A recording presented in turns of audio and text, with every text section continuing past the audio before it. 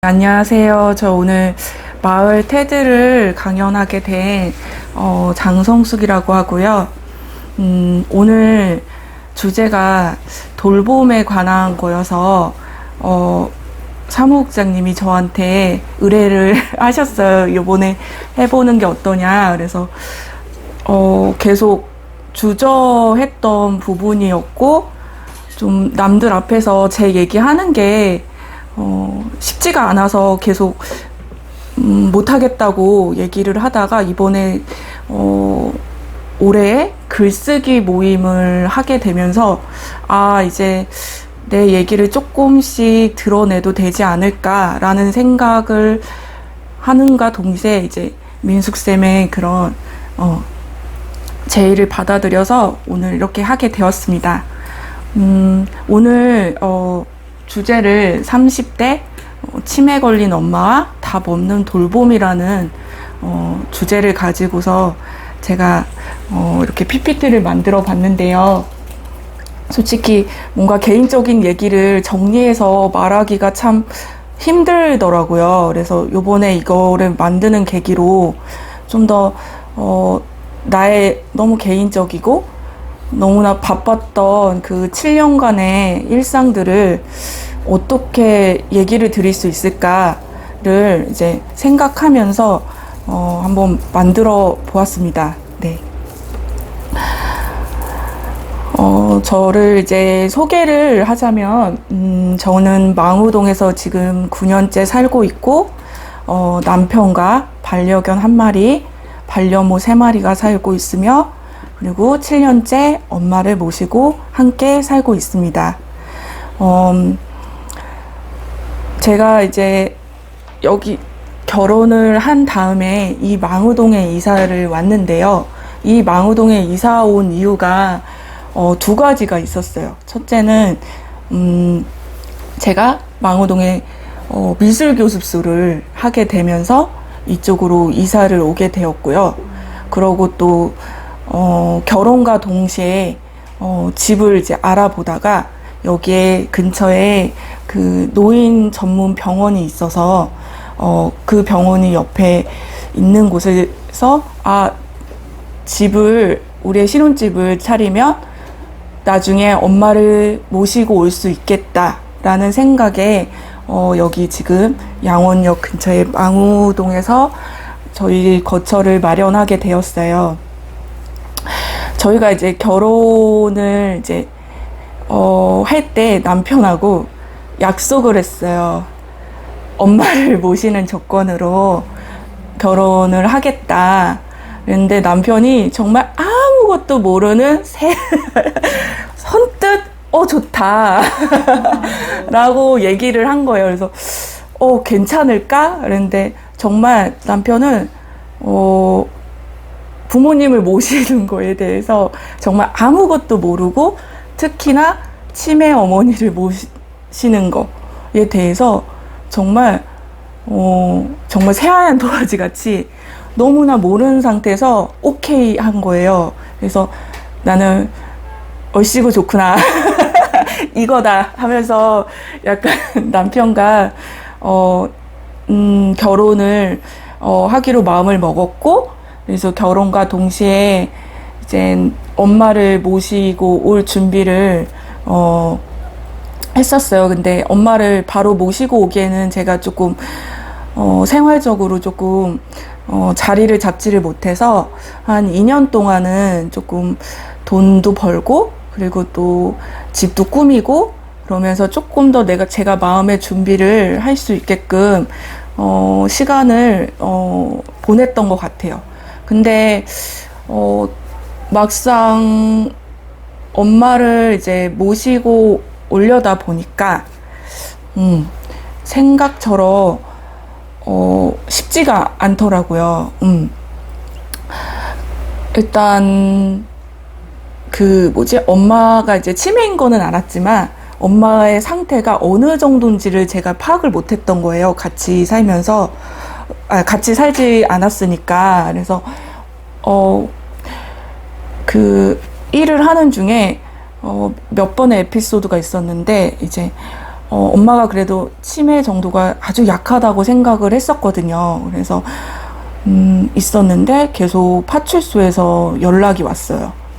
엄마가 시장에서 길을 잃었는데 그래도 다행히 그 길을 지나가시는 다른 분이 찾아서 엄마를 이렇게 파출소에 모시고 왔고, 그래서 이제 저한테 다행히 연락이 닿아가지고 온 거예요. 근데 그때까지만 해도 그래도 우리 엄마가 조금 버틸 수 있지 않을까? 잠깐 이렇게 기억을 못 하시지 않을까라고 했는데, 그 정도가 굉장히 빈도가 되게 많아졌고, 그때는 이제 작은 오빠가 엄마를 옆에서 같이 살고 있었어요. 그러니까 좋은 상황에서 오빠가 모시는 건 아니었고, 개인 사정 때문에 이제 엄마 집에 오빠가 같이 살고 있었는데, 오빠가 이제 너무 힘들다를 계속 얘기를 했거든요. 그래서 또 남자인지라 그래서 더 엄마가 되게 버겁게 느껴졌던 것 같아요. 그래서 제가 그래서 이제 엄마를 이제 내가 모셔야 되는 상황인가 보다 라는 생각이 들었어요. 왜 저는 이제 막내인데 또 엄마랑 되게 나이 차이가 많이 나고, 보면 여기 이제 저희 엄마에 대해서 이제 소개한 부분이 있는데, 저는 굉장히 늦둥이고 신둥이에요. 그래서 위로 언니 오빠가 둘씩이나 있어요. 그래서 왜 언니 오빠가 있는데 왜 막내인 너가 모시냐라는 말을 많이 물으세요. 근데 언니들하고 언니와 오빠들이 또 자녀들도 있고, 또 저희 작은 언니 같은 경우는 또 시아버님을 모시고 있고, 또 가정사가 다 얘기하게 되겠는데, 뭐 큰 언니 같은 경우는 가장 모실 수 있는 유력한 후보였는데, 언니는 이제 이혼을 해가지고 자녀 3명을 거의 케어해야 되는 입장이라서, 언니가 하기에는 너무 버거운 상황이라서 모든 상황을 종합했을 때 제가 가장 적합하다고 제가 이제 판단을 내렸던 거죠. 그리고 가족들도 다들 못할 것 같다 우리는. 그리고 언니 오빠들도 나이가 이제 쉰이 넘어서 그러한 것들이 너무 힘들었던 것 같아요. 그래서 제가 처음부터 결혼할 때부터 엄마를 모실 준비를 하고 있었기 때문에, 마음으로. 그래서 이제 때가 왔나 보다를 알고 이제 엄마를 저희 집으로 이제 덜컥 모시고 왔죠. 그래서 남편도 이렇게 뭔가 너무나 모르는 상태에서 저희 어머니를 모시게 됐지만, 저도 정말 너무 감성에 젖어 엄마를 모셨다고 해야 될까요? 정말 아무것도 모르는 상태에서 그냥 우리 엄마가 바로 요양원에 가면 너무 슬프다라는 그 감정을 가지고서 어머니를 모시고 오게 되었어요. 그래서 여기에서 이제 설명한 것처럼, 앞에 보는 것처럼 엄마는 전라남도 목포시 학교리에서 태어났고, 시집을 와서 서울에서 살게 되었고, 어머니는 계속 아빠의 일을 도우면서 장사를 하셨거든요. 장사를 하시고, 그리고 저희를 되게 키우는 재미로 사셨는데, 아빠가 제가 고2 때 이제 대장암으로 돌아가셨거든요. 그러다 보니까 엄마가 이제 많은 거를 짊어지고, 저를 이제 키워가기 시작했어요. 그래서 그때는 이제 아빠의 죽음이 너무 그 학업에 제가 빠져 있을 때라서 그렇게 아빠가 그냥 돌아가셨구나, 되게 크게 와닿지가 않았는데, 엄마랑 같이 생활을 하다 보니까 아빠의 빈자리가 엄청 컸다는 거를 뒤늦게서 이제 느끼게 되었거든요. 제일 큰 게 경제적인 거였어요. 아빠가 돌아가신과 동시에 아빠가 했던 장사를 엄마가 이제 하기에는 너무나 버거운 일들이어서, 그 일을 이제 접고 하다 보니까, 좀 집에 많은 힘든 일들이 많았고, 거기다가 이제 오빠들이 좀 도와주면 좋았을 텐데, 오빠들도 그 상황에 되게 안 좋은 일들이 너무 많아가지고, 몸도 아프고, 또, 오빠가 또 이혼도 하고, 뭐 이런 상황에 이렇게 막 겹겹이 겹치다 보니까, 엄마가 더 힘들었던 것 같아요, 이때. 근데 이제, 엄마가, 이제 엄마라는 이유로 좀 티를 안 냈던 것 같아요. 되게 강하게 장사도 하시고 애들을 키워야 된다는 그 의무감 때문에 그런지, 저는 엄마가 그렇게 힘든지 몰랐었어요. 근데, 제가 이제 대학원을 어떻게 이제 어려운 상황 안에서도 대학원을 가게 되었는데, 그때 되게 학비 같은 게 없다 보니까 제가 끊임없이 아르바이트를 할 수밖에 없었거든요.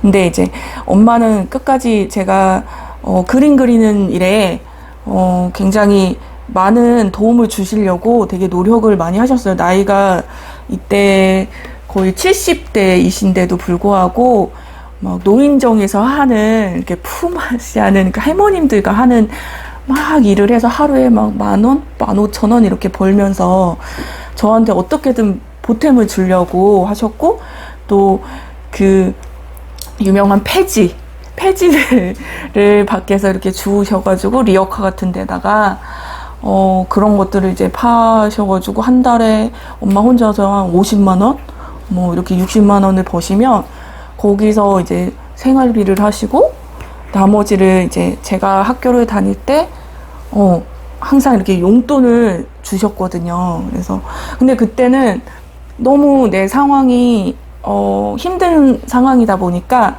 엄마가 그 주는 돈에 대한 소중함을 그렇게 잘 몰랐어요. 왜냐면 내가 너무 힘들어서 학업을 유지하기에도 제가 너무 힘들었거든요. 그래서 그때까지도 엄마가 저를 이렇게 계속 어떻게든 케어를 하려고 했던 그 노력들을 너무나 잘 몰랐던 것 같아요.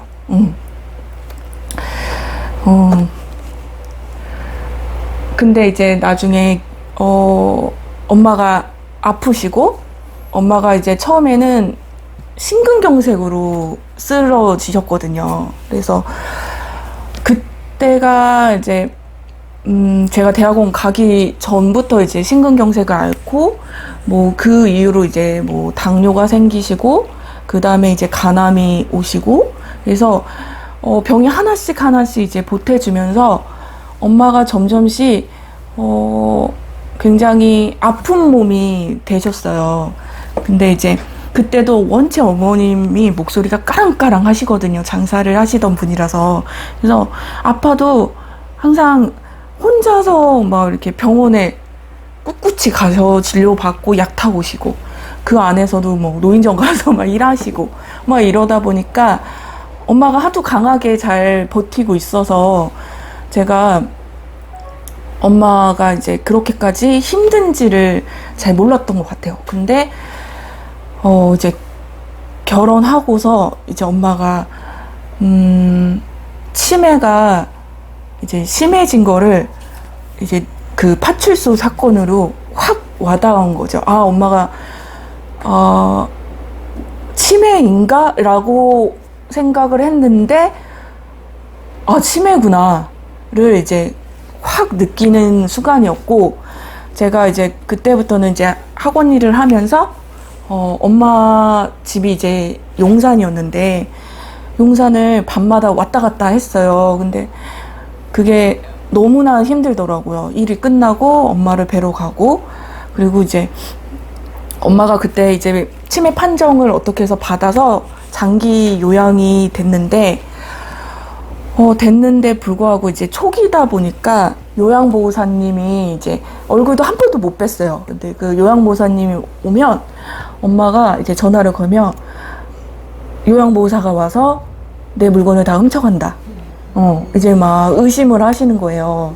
그래서 계속적으로 의심을 하시다 보니까 제가 그때는 요양보호사님이 좀 엄마의 물건에 손을 대나 싶을 정도로, 그때는 왜냐면 엄마가 막 심한지를 몰랐고 치매에 대한 어떤 이론적인 거를 잘 몰라가지고 약간 그런 의심이 들 수밖에 없더라고요. 저는 엄마 편이니까. 그래서 요양보호사님한테 맡기기가 되게 힘들구나. 그리고 요양보호사님하고 또 대화를 해보니까 엄마가 그 의심병이 굉장히 심하다는 거를 느끼면서 타인이 엄마 집에 오는 거 자체가 엄마가 너무 힘들구나.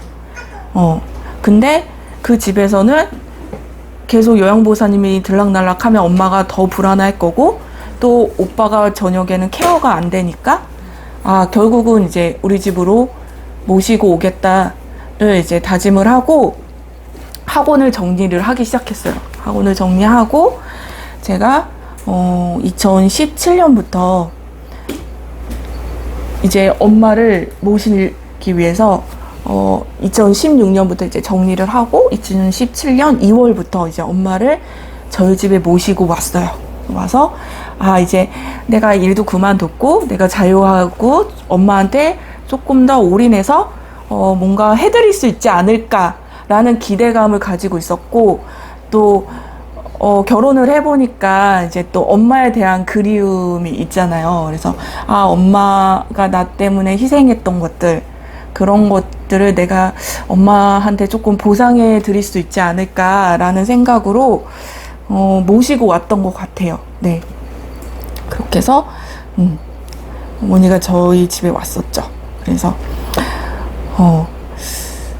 여기 이제 치매라는 사전적 의미를 가지고 왔는데, 뭐 요즘에는 너무나 다들 잘 아시고 있고, 저는 이제 치매는 좀 사람이 바보가 된다.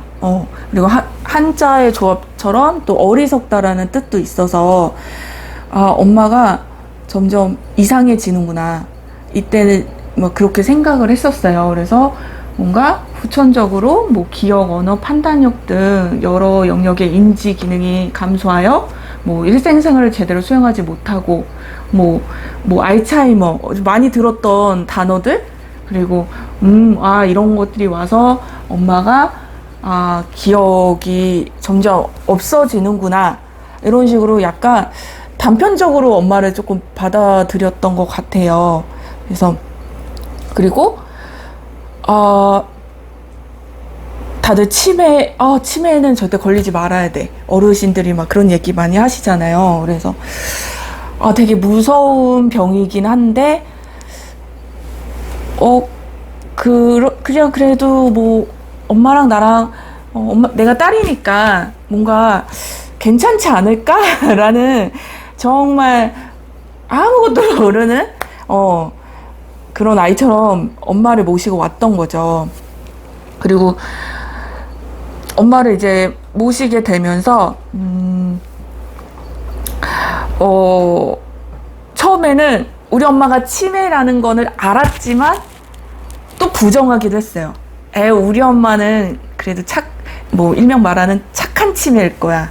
우리 엄마는 나를 잘 알아볼 거고 내가 딸이니까 뭐 내가 다 할 수 있어, 뭐 이러면서 했는데 생각보다 엄마의 상태가 많이 부딪히니까 되게 심각한 거를 많이 알았어요. 그래서 일단 처음에는 저희 이제 엄마 집에서 우리 집으로 옮기면서 엄마가 집을 찾기 시작했어요. 나 집에 보내달라고. 그래서 엄마 여기가 우리 집이고 엄마가 앞으로 여기가 살 공간이야를 계속 얘기를 했지만, 계속 도돌이표 같이 집 보내줘, 나 집 갈 거야. 그거를 계속 얘기하면서 보따리를 막 싸기 시작하는데, 그 보따리를 밤낮을 가리지 않고 보따리를 싸고 계속 나가시려고 하는 거예요. 그래서 그거를 자제해서 엄마를 방에 들여다 놓으면 다시 보따리 싸고 다시 나가고, 그거를 하루에도 이제 정말 수십 번을 반복을 하면서 그렇게 지내다가 저도 계속 지치잖아요. 그 엄마를 말리는 것 자체가 너무 지치다 보니까 잠깐 바람을 쐬러 밖을 나가는 그 틈을 타서 또 엄마가 집을 나가서 어떻게 엘리베이터를 타고 내려가서 동네를 배회해가지고 또 경찰서에서 연락이 오고, 다행히 그 아파트에 뭐 경비 아저씨가 발견해서 연락이 오고, 그렇게 해서 다행히 엄마를 찾아서 집에 모시고 오고, 그런 일을 계속 반복을 했고, 또 밤에는 또 안 주무시니까 엄마를 재우기 위해서 계속 노력을 하다 보니까 싸우게 되고, 엄마 지금은 밤이라서 자야 돼. 엄마가 자야 우리도 같이 자. 근데 엄마는 계속 막 자기 싫어하고 약간 아이가 된 거죠. 그러면서 또 막 엄마를 찾기도 하고, 갑자기 오빠를 찾기도 하고, 내 아들 어디 갔어? 막 이렇게 하면서 그런 상황들이 계속 반복이 되더라고요. 그러면서 어느 순간 이거를 내가 감당할 수 있는 게 맞을까? 라는 생각이 들고, 엄마와 이 사투를 이게 하면서 제가 너무 지치는 거예요. 이 반복적인 게. 그러면서 이제 엄마가 나갈까봐 너무 두려운 나머지 밖에 나가는 외출도 어렵게 되고, 친구들 만나는 것도 힘들게 되고, 그리고 또 엄마와 같이 있는 이 스트레스가 너무 심하다 보니까 이런 거를 이제 주변에 얘기하는 거조차가, 얘기를 했을 때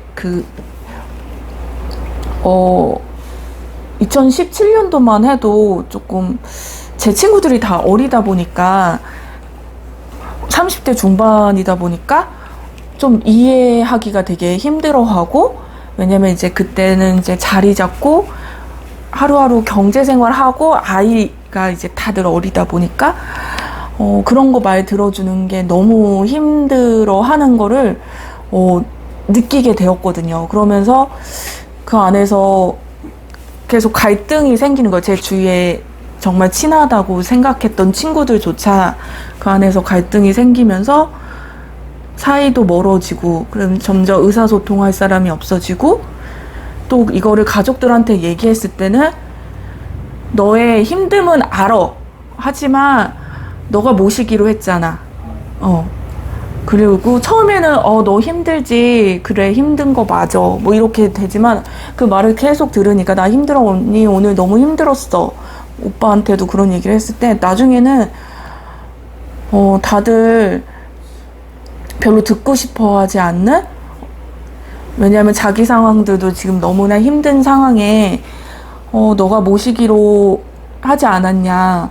근데 계속 이렇게 힘듦을 얘기하면 빨리 엄마를 위하고 너를 위해서라도 요양원을 보내라. 그렇게 계속 얘기가 나오게 되더라고요. 그래서 결국은 제가 엄마를 한 2년 반 모셨을 때 도저히 너무 힘드니까 이제 엄마를 이제 요양원에 이제 일단 모셔다 드려야 되겠다라는 생각이 들었어요. 원래 요양원을 가기 전에 데이케어 센터도 갔었거든요. 근데 데이케어 센터에서도 2달을 버티지를 못했어요. 그러니까 엄마가 생각보다, 저는 그때 처음 알았어요. 엄마가 사회성이 떨어지는구나. 공동 공간에서 여러 사람들하고 같이 있는 거를 되게 힘들어하고, 집을 너무 애착이 심하더라고요. 자기 공간. 그러니까 한 공간에 여러 명이 같이 있으면 다른 사람들은 막 못 들어오게 한대요. 여기 우리 집이니까 나가라고. 그렇게 하고 막 다른 사람 물건들 다 뺏으면서 이거 내 물건이라고. 그러면서 이제 공동으로 그렇게 안 되다 보니까 이제 결론은 이제 요양원이었는데, 그래서 정말 큰 마음을 먹고 그 시설에 보내게 되었어요. 시설 요양을 신청을 해서. 그래서 엄마를 이제 요양원에 이제 보내면서 굉장히 저도 큰 다짐을 했고, 엄마한테도 거기 가서 엄마가 더 좋을 수도 있다. 왜냐면 너무 갇혀있고 뭔가 사람들을 못 만나고 있었으니까 거기 가면 친구도 만들고 뭔가 같은 세대의 할머님들하고 같이 또 있고 거기는 또 케어해 주시는 분들이 많잖아요. 또 저보단 더 전문적이니까. 그래서 더 좋을 거라고 생각을 하고 엄마를 보내드렸는데 엄마가 간지 일주일 만에 막 이제 요양원에서 계속 전화가 왔어요. 엄마가 밤에 너무 난폭하고 아무리 이제 엄마가 너무 잠을 안 주무시니까 이제 수면제를 처방을 받았는데 이 수면제가 엄마가 통하질 않는 거예요. 수면제를 이겨내시는 거야. 이겨내면서 집을 보내달라. 그걸 가지고 이제 요양보호사나 사회복지사님하고 계속 싸우는 거예요. 막 소리 지르고 그러면서 막 난폭해지고 막 이제 때리기까지도 하시고 뭐 그랬다고 하시더라고요. 그래서 계속 그렇게 난폭해지니까 보호자가 좀 옆에 계속 와서 엄마 좀 타일렀으면 좋겠다. 근데 그게 일주일에 뭐 한두 번이 아니라 이제 거의 매일같이 연락이 오면서 한 달을 버티기가 힘든 거예요. 그래서 제가 엄마를 이렇게 보내주고 너무 마음이 착잡했는데 계속 요양원에서 연락이 오니까 이제 막 요양원에 화가 나기까지 했었어요. 그래서 아니 왜 이게 안 되는 거야? 이러면서 막 엄마한테 막 화가 나고 이 상황이 해결이 안 되니까 그래서 정말 이제 시립 요양원을 정말 알아봐서 막 대기를 걸어가지고 다행히 영등포에 아주 새로 생긴 2달밖에 안 된 시설이 너무 좋은 시립 이제 요양원에 갔는데 정말 힘들게 들어갔거든요. 그리고 거기는 요양보호사들도 훨씬 많고 시설도 너무 좋아서 정말 믿음이 갔어요. 믿음이 가서 엄마를 거기다 보내드렸는데 거기서는 더 난리가 난 거예요. 왜냐면 전에 있던 데는 이제 약간 가정요양 같이 하는 곳이어서 좀 엄마가 좀 집 분위기가 나서 괜찮은데 여기는 진짜 그 침대 위에서 생활을 하시고 방 하나에서 이제 4분이나 6분이 생활을 하시는데 엄마가 목소리가 뭐 잘 안 들리시고 뭐 다른 사람 소리를 잘 안 들어요. 그러면서 막 자기 하고 싶은 소리만 하고 밤에도 안 자니까 그 침대에 잘 때는 묶어놓고 또 낮에는 엄마가 막 계속 집에 간다고 난리 치시니까 휠체어에다가 엄마를 묶어 놓은 거예요. 그러면서도 엄마가 막 소리치니까 이제 저한테 계속 연락이 오는 거죠. 그러니까 요양원 측에서는 거부하진 않아요. 근데 은연중에 계속 전화를 줘서 너희 어머니는 여기서 공동 생활을 할 수가 없어요를 계속 이렇게 압박을 주시더라고요. 그러면서 저는 좀 엄마와 거리를 좀 유지를 하고 싶었거든요. 잠시. 왜냐면 얘가 너무 지쳐있기 때문에. 근데 안 되더라고요. 안 되고 그래서 계속 불려가다 보니까 이제 낮에 요양원을 딱 갔는데 엄마가 다리부터 팔까지 휠체어에 묶여 있었고 엄마가 저를 보자마자 막 우시는 거예요. 막 울면서 나 데려가 달라고. 근데 그 모습을 보면서 진짜 그 죄책감이 있었는데 더 이제 엄마를 내가 불행하게 만들었구나를 확 느꼈어요. 나 살자고 엄마를 너무 불행한 상태에 엄마 여기 있기 싫은데 내가 여기에 또 새로운 감옥에다 가둬놨구나. 완전 꽁꽁 묶인 채로. 그래서 그 모습을 딱 보고서 그냥 바로 결정을 했어요. 그러면서 저는 요양원이 노인들을 보호하는 공간인 줄 알았는데 그때 딱 느꼈어요. 가둬놓고 격리시키는 곳이구나. 우리 어떤 다른 가족들의 어떤 편의를 위해서 엄마의 의지 없이 엄마가 뭔가 결정할 수 없었으니까.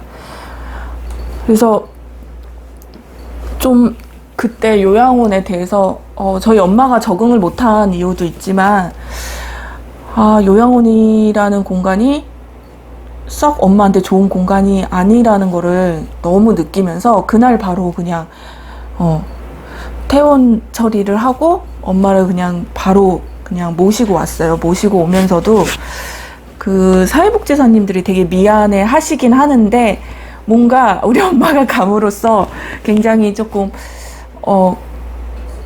좋아하는 내색도 하시더라고요.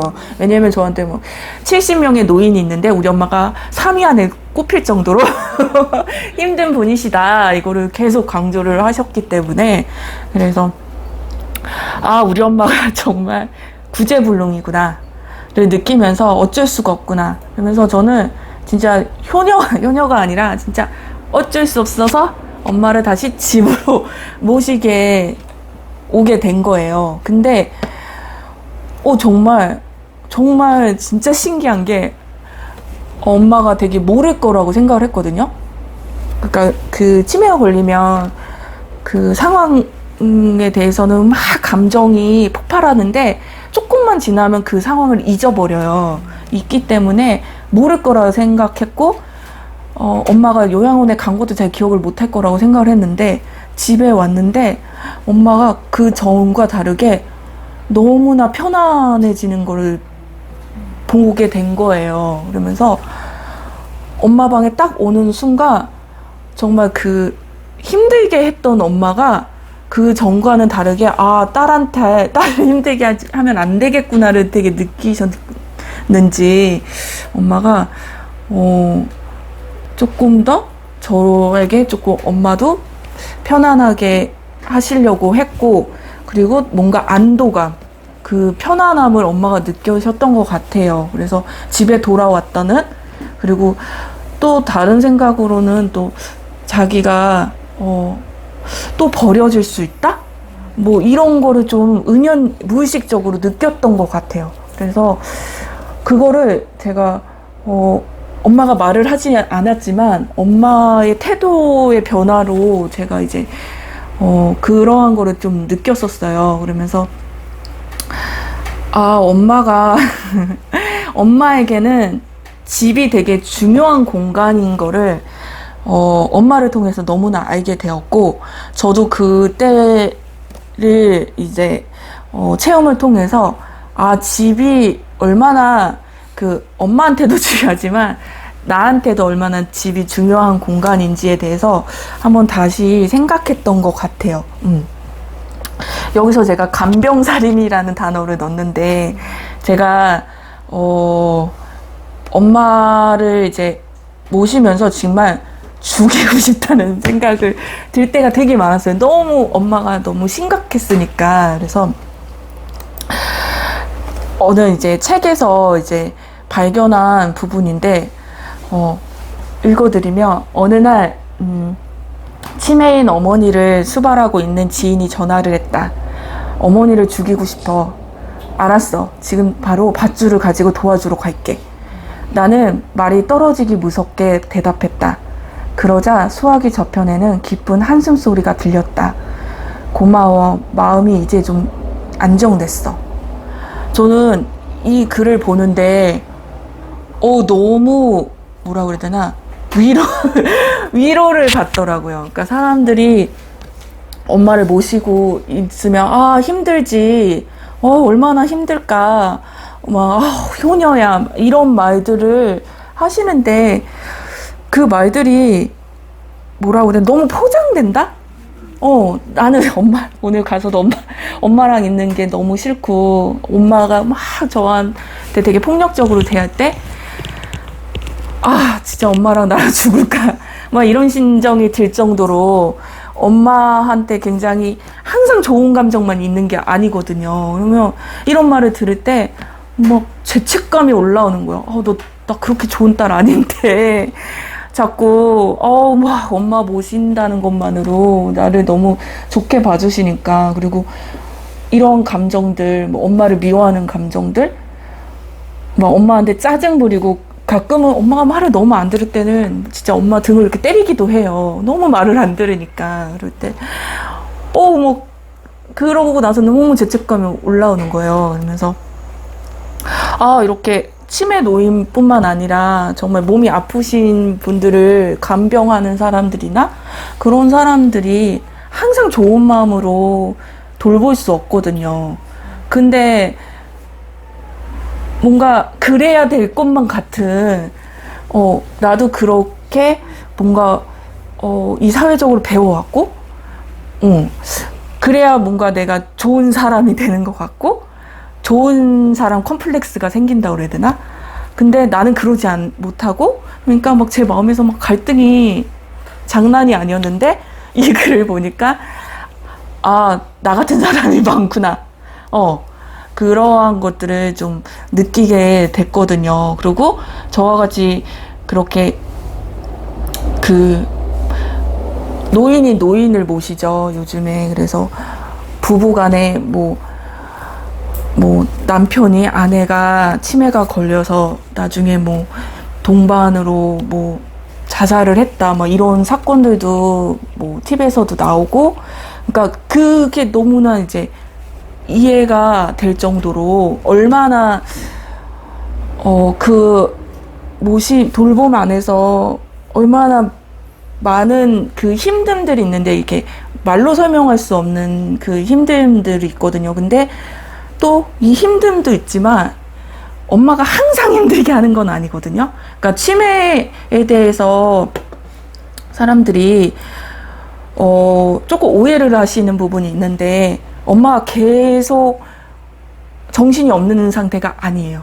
엄마가 정신이 가끔 들어왔다가 또 이 사람이 됐다가 저 사람이 됐다가 그러거든요. 그래서 저는 엄마한테 엄마가 됐다가 딸이 됐다가 옆집 아줌마가 됐다가 아니면 주인집 아줌마가 됐다가 요양보호사가 됐다가 막 왔다 갔다 해요. 근데 그 와중에서도 제가 딸일 때가 있어요. 그럴 때는 엄마가 너무 사랑스러운 눈빛으로 우리 딸 나 때문에 고생 많다 라고 얘기를 해요. 나 때문에 얼마나 힘들어. 엄마가 빨리 죽어야 되는데 뭐 이런 말을 해요. 너무 미안하니까.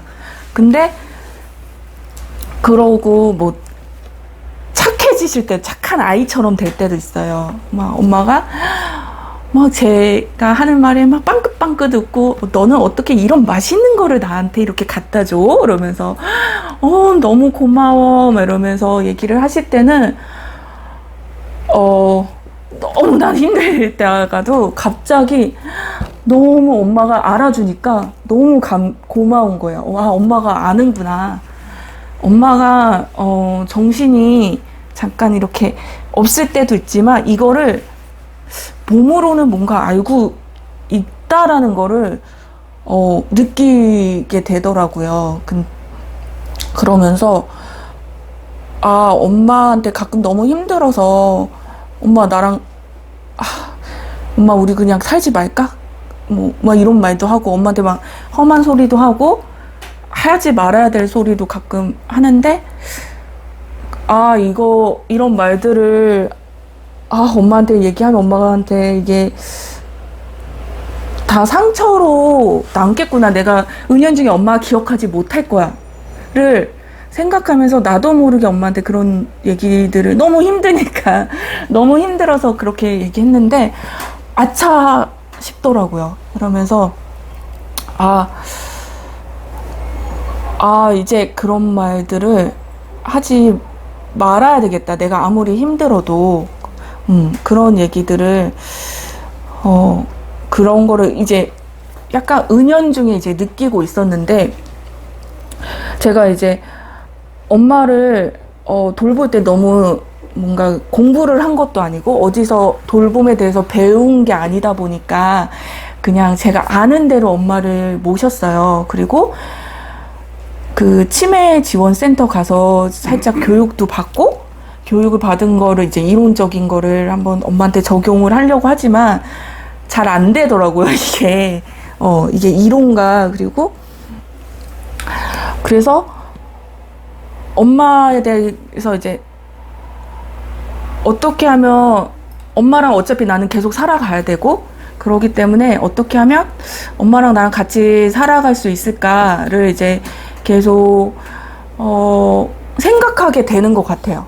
왜냐면 엄마랑 이제 엄마가 요양원에 갈 수도 없고 그렇다고 엄마가 요양병원에 가면 엄마가 분명히 금방 돌아가실 거가 분명하기 때문에 그래서 이제 조금씩 공부를 하기 시작했는데 이 공부를 시작하기 전에 제가 너무 지쳐 있었잖아요. 지쳐 있다 보니까 제가 먼저 제 삶이 먼저 뭔가 지침이 회복이 돼야 되는 걸 너무나 느꼈어요. 그래가지고 했던 일이 이제 그 요양보호사님을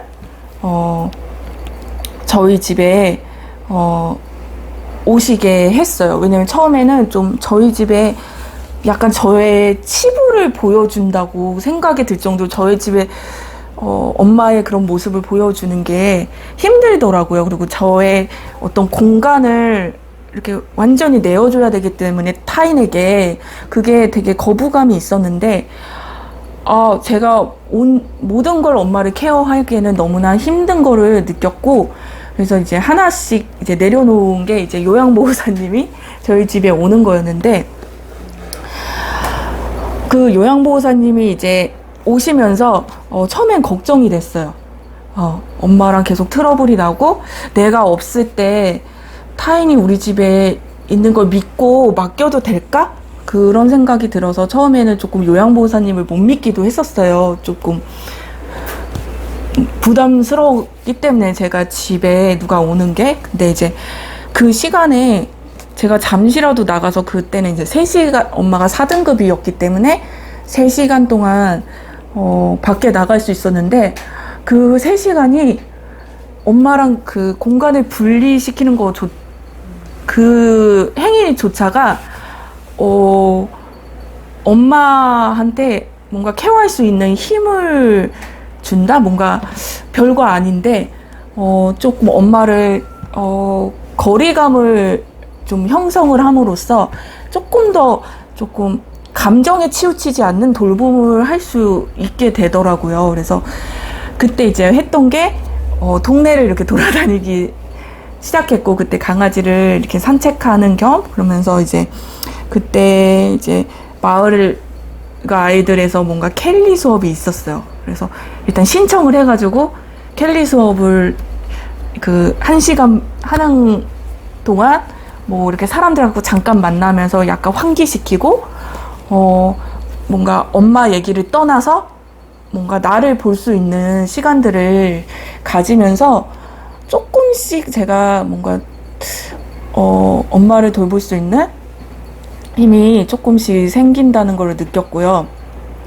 그것만으로도 또 부족을 해서 운동을 하기 시작했어요, 그때. 그래서 딱 그때 생각나는 건 헬스였기 때문에 헬스를 했는데 헬스가 저한테는 그렇게 도움이 되지는 않더라고요. 그냥 뭔가 건강은 해지지만 심리적으로 도움이 되지는 않더라고요. 뭔가 살을 빼는 거에는 도움이 되지만 그래서 이제 그 다음에 온 게 요가를 이제 하기 시작을 했는데 이제 제가 다녔던 요가가 하타 요가라고 명상을 하는 요가였거든요. 근데 그 요가를 처음에는 했을 때 그렇게 도움을 받지는 못했어요. 근데 그 요가 가서 운동을 하고 그 명상을 하면서 명상을 할 때 생각을 비우기 훈련을 받거든요. 근데 그러한 비우기 훈련을 하면서 조금씩 엄마가 보이기 시작하더라고요. 그래서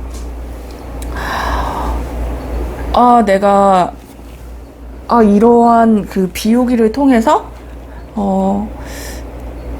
엄마를 조금 더 잘 돌볼 수 있겠다는 어떤 힘이 생긴다고 해야 되나? 그래서 그런 이제 요가도 했었고 그리고 또 제가 또 그때서부터 일을 조금씩 하기 시작했어요. 너무 무기력한 상태였어서 일을 그만둔 지가 한 3년 막 이렇게 돼가지고 뭔가 내 영역을 만들어야 되겠다. 엄마로 인해서 자꾸 엄마 탓을 하게 되니까 내가 엄마 때문에 뭘 못하고 엄마 때문에 나의 삶은 망했어. 막 이렇게 되니까 일을 하기 시작하고 또 사람들하고 자꾸 소통을 조금씩 하기 시작하면서 제가 조금씩 밝아지기 시작하더라고요. 굉장히 어두웠던 사람이. 그래서 그런 활동들이 조금씩 쌓이다 보니까 어느 순간 이제 엄마랑 이렇게 사는 게 이제 약간 습관화가 될 정도로 받아들이게 조금씩 되더라고요. 그러면서 어떤 돌봄이라는 것을 하기 위해서는 온전히 그 사람이 사람을 돌보는 거기 때문에 모든 것을 다 그 사람한테 바치는 게 아니라 어느 일정 부분은 내 영역을 만들고 나의 쉴 수 있는 뭔가 환기할 수 있는 시간을 만들고 그런 것을 했을 때 가능하겠구나를 이제 제가 조금씩 느꼈던 것 같아요. 그러니까 이게 내가 어떤 계획을 통해서 그런 거를 느꼈던 거는 아니고 하나씩 뭔가 이런 거를 하다 보면 가능하지 않을까, 뭐 엄마랑 살 수 있지 않을까, 이러한 통로를 계속 찾았던 것 같아요. 그러면서 이제 제가 놓았던 것들, 뭐 그림 그리는 것도 못했었거든요. 그리고 그림 그리는 거, 그리고 사람들 만나는 거, 이런 것들을 다른 사람들처럼 자유롭게 뭔가 하지는 못하지만 그 3시간, 4시간 동안 하나씩 가면서 뭔가 가능성을 계속 만들어 가는 것 같았어요. 네. 제가 말이 너무 길어져가지고. 네. 저 30분만 한다고 그랬는데 말이 너무 길어졌죠. 어떡해.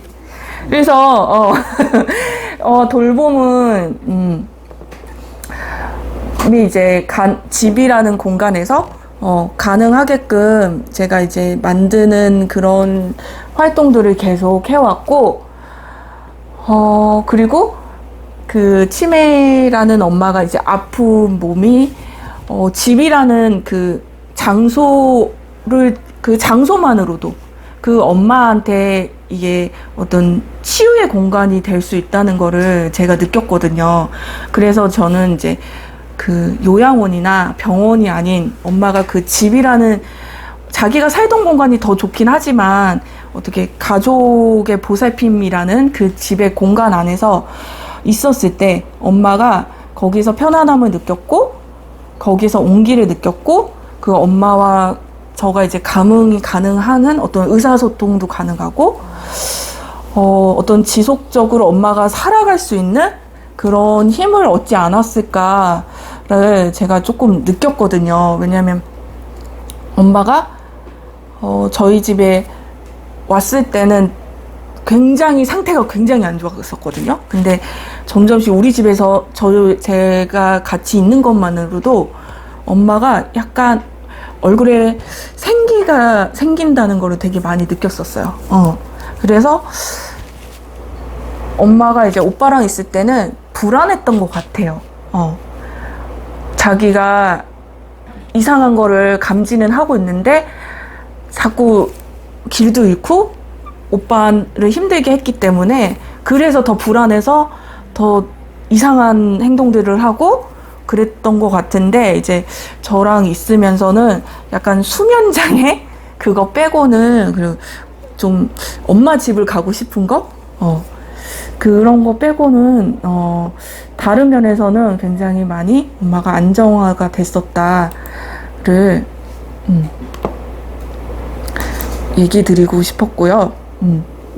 그래서 치매 노인을 이제 돌보는 것에 있어서 지금까지 뭔가 해결책이 없잖아요. 사회에서 주는 해결책은 더 뭐 요양원 시설을 확대하겠다, 뭐 지원, 뭐 금액적으로 더 지원하는 뭐 제도들을 많이 만들겠다 그러지만 그거는 뭔가 돌봄 대상자가 아니라 돌봐야 되는 사람을 위해서 가족들을 위한 어떤 그런 제도들이 아닌가라는 생각이 들었어요. 그 돌봄을 이제 받는 자는 누가 집을 벗어나서 요양원에서 살고 거기서 죽음을 맞이하고 싶겠어요. 그런 제도들이 처음에는 이제 제 편의에 의해서 찾게 됐고, 다들 이제 그런 거를 권하는 그러한 사회 분위기였고, 당연히 저는 그게 더 좋다고 생각을 했거든요. 엄마한테도 좋은 거다. 나한테 좋은 거지만 그렇게 생각을 했는데, 그게 엄마한테는 불행한 거였던 거예요. 저희 엄마한테는. 그리고 그러면서 집에서 이제 치매 환자 같은 경우는 이렇게 하나로 일률적으로 똑같이 증상을 똑같이 말할 수가 없거든요. 이게 개인마다 증상이 너무 달라요. 그러기 때문에 그 아픈 사람의 대상이 어떠한 심리와 어떠한 환경과 어떠한 삶을 살고 싶은지에 대해서 한번 생각하면서 돌봄을 해야 되지 않을까라는 생각을 했고, 이제 치매라는 거가 솔직히 이제 기억을 잃으면서 약간 엄마 미쳤다 막 노망 들었다 막 이러잖아요. 그런 게 아니라 자기가 그 스스로를 알지만 통제를 못하고 몸이 아파서 자기가 어떻게 할 줄을 모르거든요. 그러니까 이런 일들이 있어요. 그 치매 노인은 똥칠한다 그러죠. 저희 어머님도 이제 그런 상황까지 지금 왔거든요. 근데 이런 똥칠을 하는 이유가 자기가 그거를 어떻게든 처리하려고, 이게 너무 창피하다 보니까, 근데 그 방법을 잊어버린 거예요. 그러다 보니까 어떻게든 자기가 이렇게 그 수치심을 느끼지 않으려고 막 이렇게 한 건데, 그게 이제 우리가 보기엔 똥칠이 되면서 엄마를 막 혼을 냈죠. 엄마 이건 안 돼. 저건 안 돼. 이렇게 하면 안 돼. 엄마 이걸 왜 이렇게 했어? 그러면서 엄마를 뭐 혼을 내고 있는 거예요. 근데 엄마는 아파서 그런 건데, 그러면서 그거를 제가 이제 깨닫고서는 그 다음부터는 이제 엄마한테가 안 돼가 아니라, 엄마 괜찮아. 내가 치울게. 엄마 이거 괜찮아? 이거 내가 다 할 수 있다? 이러면서 이제 조금 인식의 변화를 하면서 저도 엄마한테 대하는 태도가 바뀌더라고요. 그리고 돌봄을 이제 처음에 제가 할 때 가족들이 너무 당연하게 여기는 것이 화가 났어요, 처음에는. 그리고 그거에 관해서 너무 힘들어 했던 것 같아요.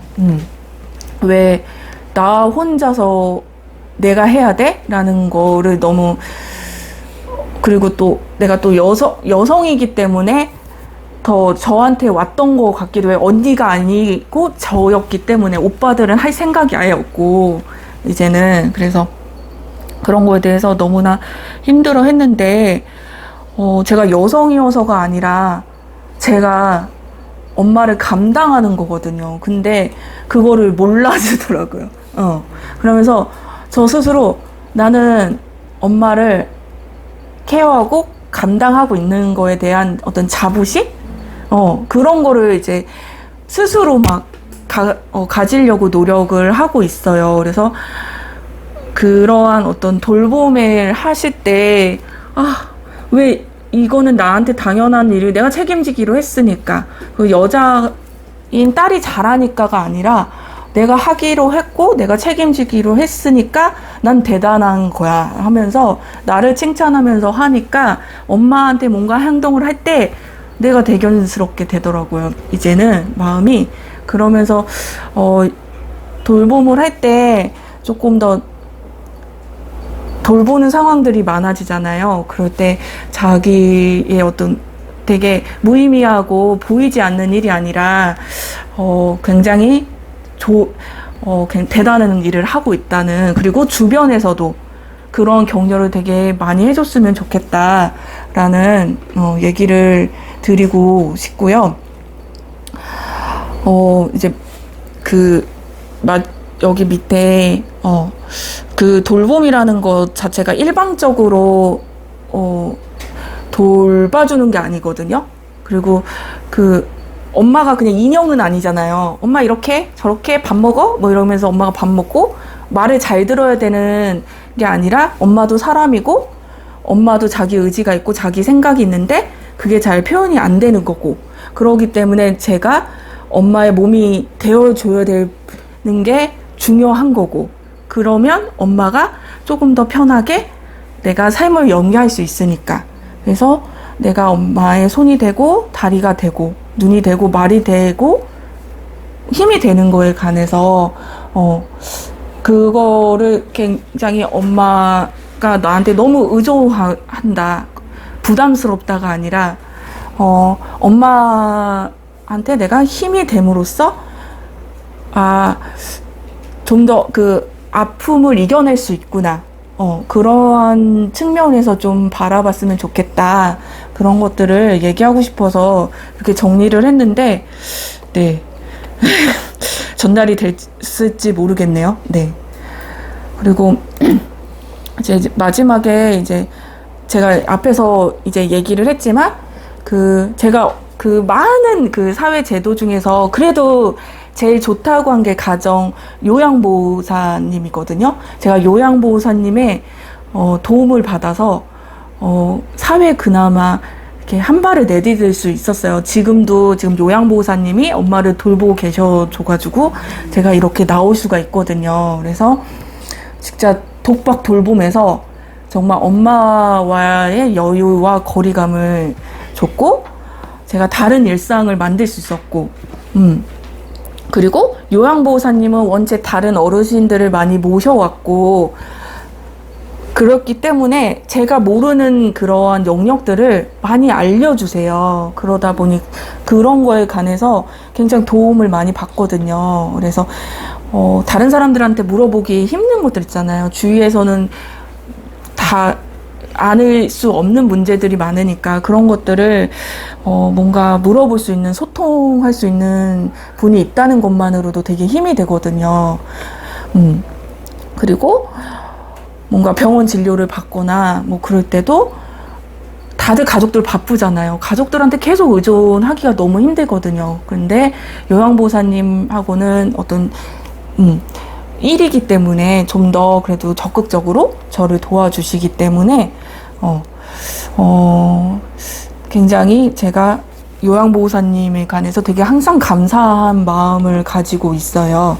그래서 그러한 이런 제도 중에서 그러한 것들을 도움을 받아서 제가 많은 것을 내려놓고 살지만 제 삶에서 굉장히 그래도 균형 잡힌 삶을 살려고 노력을 하고, 그리고 어떠한 지점에서는 제 꿈이라는 게 있어서 뭔가 욕심을 부리고 싶은 부분도 있지만 그런 것들을 타협해 나가는 과정 중이고, 그러한 것들을 통해서 엄마와 저가 같이 함께 사는 삶이 가능해졌다는 거. 네. 그리고 돌봄과 의존이라는 그 말이 뭔가 사람들한테 되게 부정적인 말이 다가오는데, 부정적인 말이 아니라 사람은 어쩔 수 없이 의존하면서 살 수밖에 없는 거를 인정하게 되면, 엄마가 전에 우리를 위해서 많은 거를 희생을 했잖아요. 우리가 엄마한테 의존했던 것처럼 제가 이제 커서 엄마도 저한테 의존할 수 있는 그런 시간들을 허락할 수 있다는 거, 그것만으로 되게 감사한 것 같아요. 이제 그러한 것들을 제가 너무 모르고 엄마를 돌봤던 거에 관해서 그런 것들을 이제 얘기 드리고 싶었고, 또 저는 엄마를 통해서 죽음이라는 거를 만나게 됐거든요. 그러면서 그거를 제 작업으로 뭔가 이제 미술하는 작업으로 풀어갈 수 있는 계기를 만들어 줬어요. 그 전에는 죽음이라는 걸 생각도 안 했어요. 왜냐면 나는 한창 이제 내 꿈을 펼쳐야 된다. 이제 돈 많이 벌고 뭔가 그림도 그려서 성공해야지 이런 거에 되게 쫓고 살았던 삶인데 엄마를 통해서 엄마는 이제 죽음이 가까웠으니까 엄마의 눈을 통해서 이제 죽음이라는 거를 맞닥뜨렸을 때, 아, 죽음이, 먼 게 아닌데, 나는 분명히 죽는데, 왜 나는 죽는다는 생각을 못하고 살았지? 막 이런 생각이 드는 거예요. 그리고 항상 뭔가 계속 살 것 같이 너무 살았던 거예요. 내가 분명히 나는 나이 들어서 병들고 아플 텐데, 그리고,